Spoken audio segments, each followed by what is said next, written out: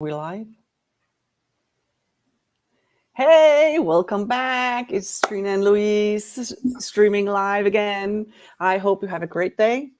Um, Trina and I was just talking about our journey in being a people pleaser.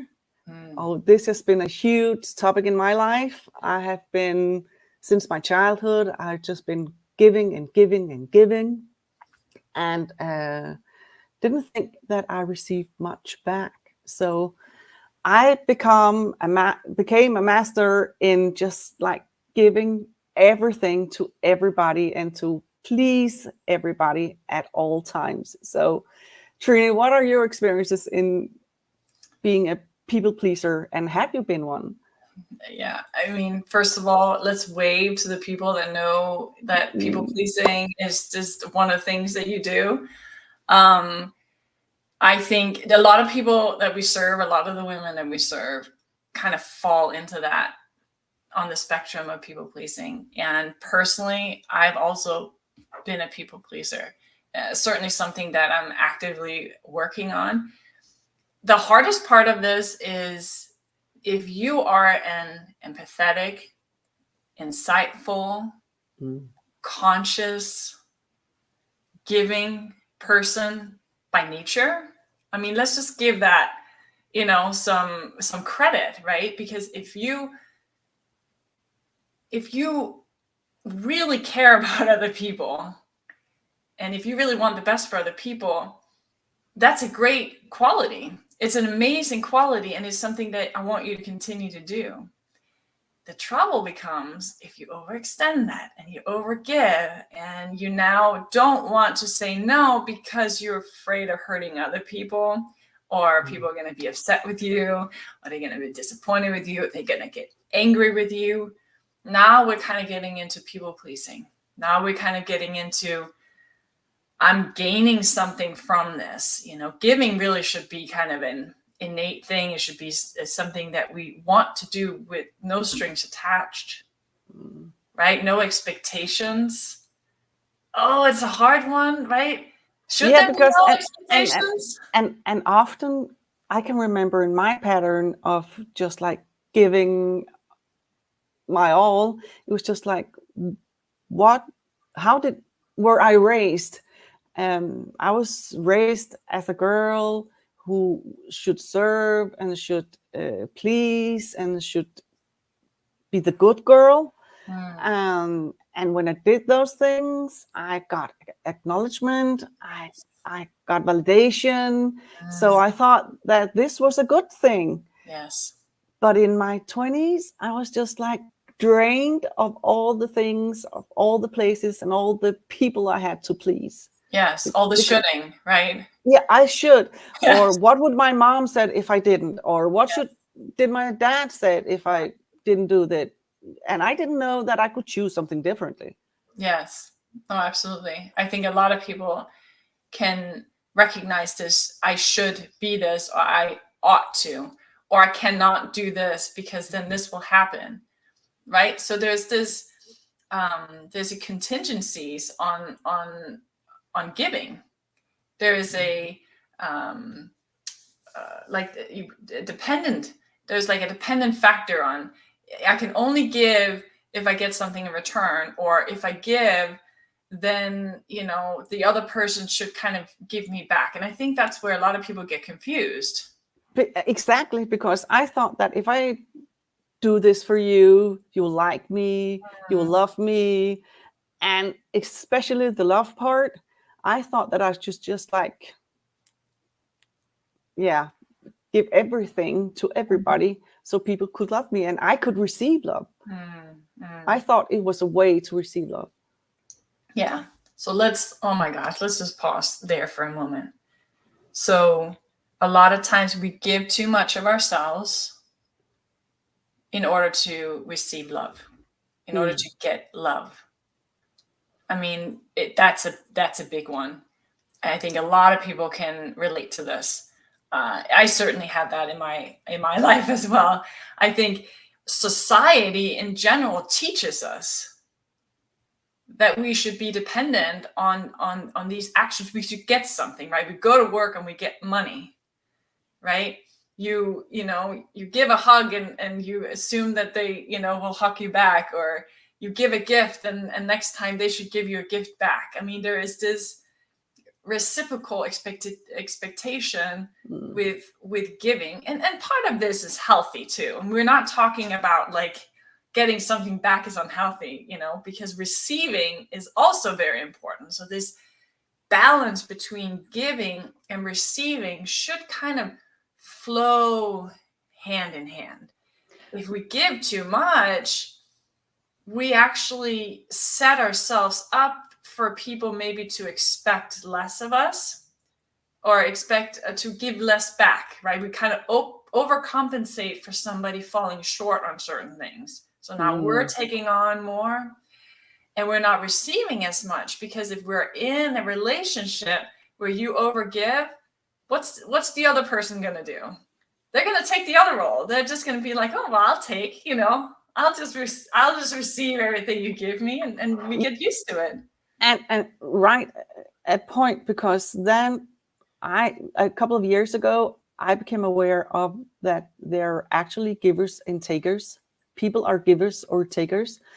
And when I discovered that, I began to think about, but are takers the same as receiving? Or so I find nuance that takers don't always just take, they receive as well. But it depends how you receive. If you are a receiver or taker, does it make sense? Yeah, no, absolutely. No, there's a huge difference between that. And it's huge to distinguish the difference between that, because us women in particular, we judge ourselves so hard because we want the best for other people, especially the women that we serve. They're so loving and they're so caring and they're so insightful. They have this empathy of going into understanding other people's needs very easily, which and sometimes before people know what they need themselves. Yes. Yes. So they will go in and kind of give them what they need before they even know it. And now we're kind of overcompensating. This is, again, where we're stepping in to maybe other people's needs too much, that we forget to put a mask on first, right? What is my need in this first before I go in and rescue someone else? And B, they're not going to be able to recognize their own needs. So if we start doing it for them, again, now we're over-policing, now we're overcompensating. And at the end of the day, we're going to feel drained. We're going to feel empty. We're going to feel like, what did I get back, right? I gave and gave and gave, because we're intuitively tuned to our surroundings. This is like the story of our life, right? Yeah. And just to clarify, people that don't know us and don't know the term about put your mask on first, it's just like when you are on a flight and the captain are telling that if everything should happen, the mask will fall down and you should put it on first before you would put and help it on somebody else, or your kid, or the person sitting next to you. So, and it makes really good sense. In a lot of years, I didn't know why that was important, because I were in the mindset of course I will help people before myself. But that's were my worthiness issues at that point. But when I realized that it was so important to put the mask on first, because then I could help more people, I could help people better without being drained, as you just talked about. That was a huge aha moment for me. But just to clarify what we mean about putting the mask on first. Yeah, it's so important. I didn't understand that concept either. I thought it was actually silly. Why wouldn't you save your child for yourself? I mean, they got it so backwards. Why would they do something like that? He's not a good parent, or they have not learned the correct parenting. What are they talking about? Oh my goodness. No, we teach this to women. This is in our program. This is in most of the stuff that we do with this awareness of how do we stay aligned with ourselves? How do we not fall into these habits that are taught by society, that are taught by our parents, our upbringing of we should get further away from ourselves. We ought to do this. We should do this. If you don't do this, then, oh my gosh, your life will fall apart. Your relationship will fall apart. You're not a good person. I mean, you're not a good mom, right? We want to make sure that we are aligned first with ourselves so we don't step into over-policing. Exactly. And that we can say no, right? That we can say no to certain things that don't serve us. Exactly. Yeah. And it's just like when we talked earlier about givers and takers, I saw or discovered that I was not a very good receiver. Oh yes, let's talk about that. Yeah, it can, even just an example, even just a compliment. When people said, "Oh, you look nice today," it was just like, "Oh yeah, and you do too," and I couldn't own it. I couldn't take it into my heart and just say thank you, amazing, that made my day, or something like that. It was just, I was a very bad receiver. Yes.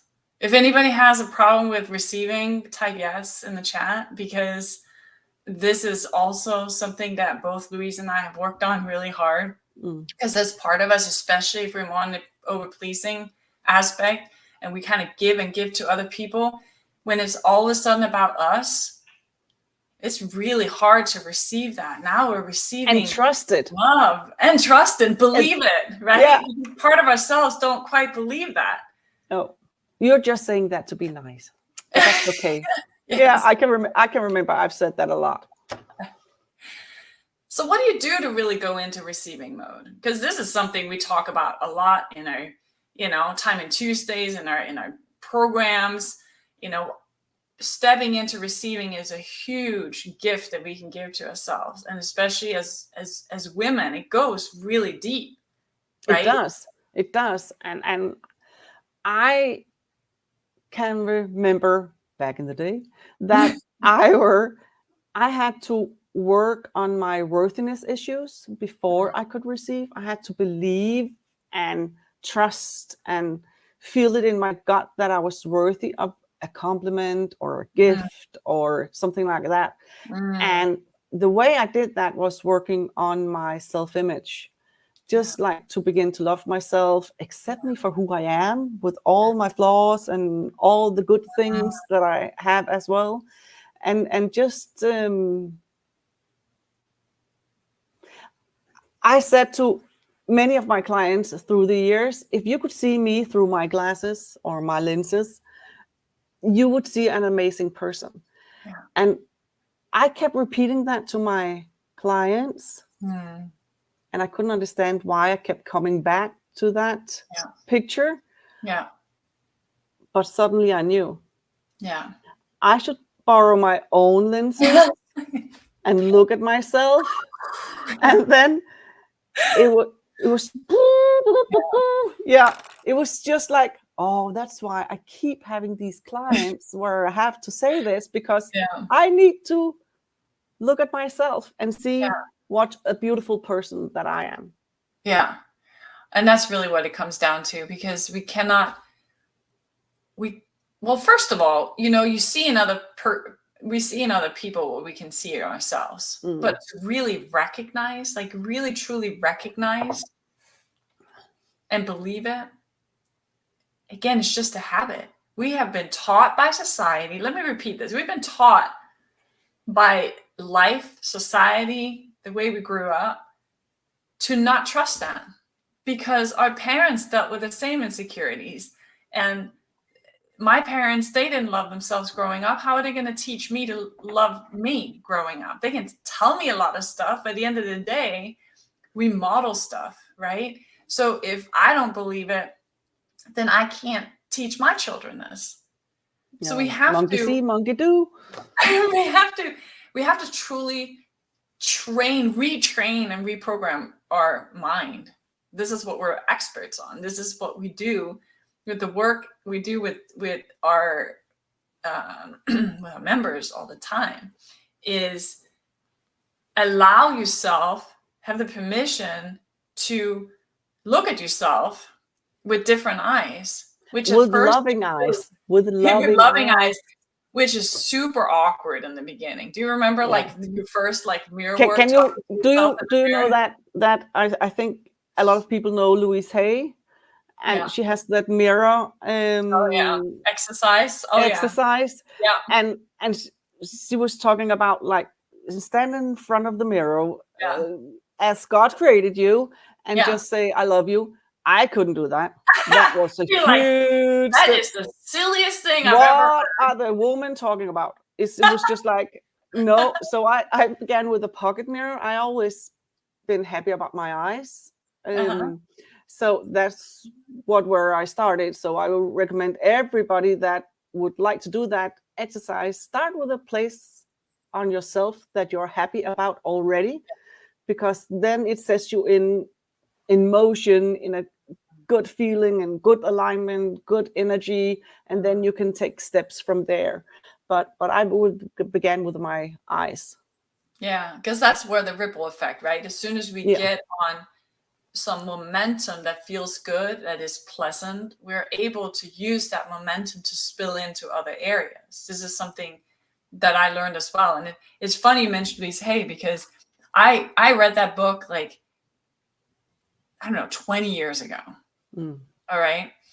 And I got to an exercise, I just skipped over it. Like I skimmed it a little bit. I'd be Trina. like, that's for another day.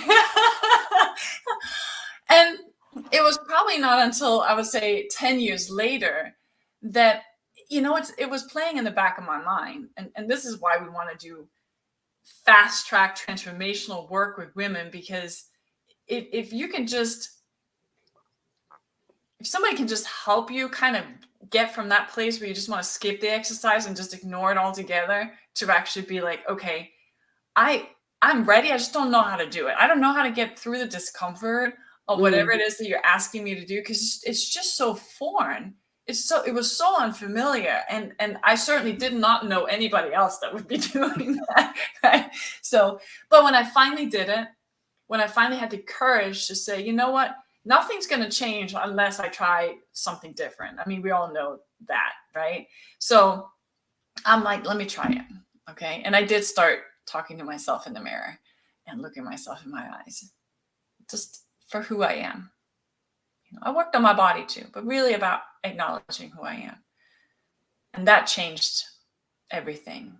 And what happens then, Louise, this is what we're talking about. What happens in the moment where you can look yourself in the eyes and you can start feeling love for yourself, and you can start acknowledging yourself, and you can start appreciating yourself, and you can start, feeling beautiful and attractive. All that stuff is important too. But if you can really just start just by a little bit of that love for yourself, now you open up that receiving mode. Exactly. And you can train yourself to have more love for yourself and become aware of how great and awesome you already are. And sometimes it's a funny story, but sometimes I can have, a few days ago, I had a day I got a good night's sleep. I woke up beside my hunk of a man, and everything was just like aligned and perfect. And I felt like a James Bond babe. It was just like I could see myself making those rolls over the floor and just handling the gun, and it was moves. all the moves. And I was just like, and I know I'm not that skinny like the Bond girls, but I felt it, and I felt like my first day of being a Bond babe. I love it. I love it. Oh my gosh. Thank you, Louise, because when you get to that point where you can just let it all go and go wherever you want to go and be whatever you want in your mind, just creates so much fun. It creates so does. much love. It creates so much high energy. It creates attractiveness. And what you focus on gets momentum. Ooh. Well, that definitely got momentum, Louise. It does. You took it to a different level. It does. But let's use this as an example, right? So if somebody comes and looks at you and be like, man, you're kind of looking a little bit like a Bond babe today, right?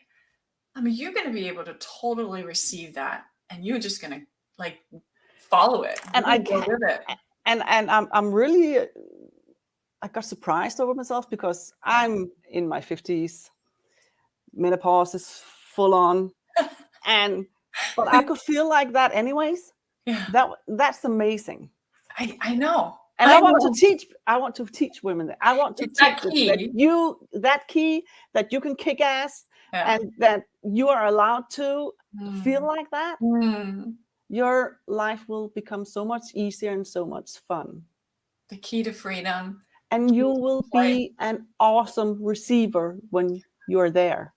Yeah. As soon as we get to also the receiving mode, now you have the natural giving mode.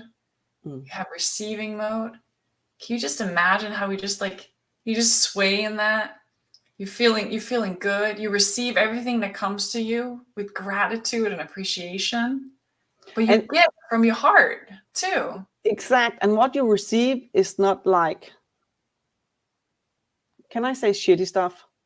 Because I've been there where I could receive a lot of stuff that I didn't want. Oh yeah. But when you get to that mode where you feel like that, or you feel like a positive momentum, you will receive completely different things. Oh yeah. High level stuff. It can, and it could be like finding $20 on the ground somewhere when you're out walking. It can be opportunities. It can be people in your life that walk in and just want to give you stuff, and they honor you with their amazing presence, and they're like, okay, let's work together. Exactly. You're like, okay, let's do it. Yeah. Right, Louise? Right. Oh, life happens. So I hope this was value for you guys today in terms of receiving and pleasing, especially the pleasing part today. I think a lot of people struggle with the notion of where is a healthy line in that. And we dive so much more into that in our upcoming master classes. We have a lot of ways that we serve women to really dive into this deeper for you to get that key to freedom. So we have loved being here with you. If you have any questions, reach out to us. Otherwise, we'll see you guys soon again. Bye. Bye.